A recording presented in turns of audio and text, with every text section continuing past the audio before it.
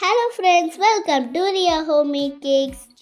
So இந்த cake order பற்றி பார்க்கலாம் வாங்க. இது ஒரு 1 kg chocolate truffle cake. Customer cream truffle தான் சூஸ் பண்ணியிருந்தாங்க. ஸோ க்ரீம் அண்ட் ட்ரஃபிள் வச்சு கேக்கோட ஐசிங் முடிச்சுக்கிட்டேன். க்ரம் கோட்டிங் முடிச்சுட்டு மெயின் கோட்டிங் ஸ்டார்ட் பண்ணிட்டேன்.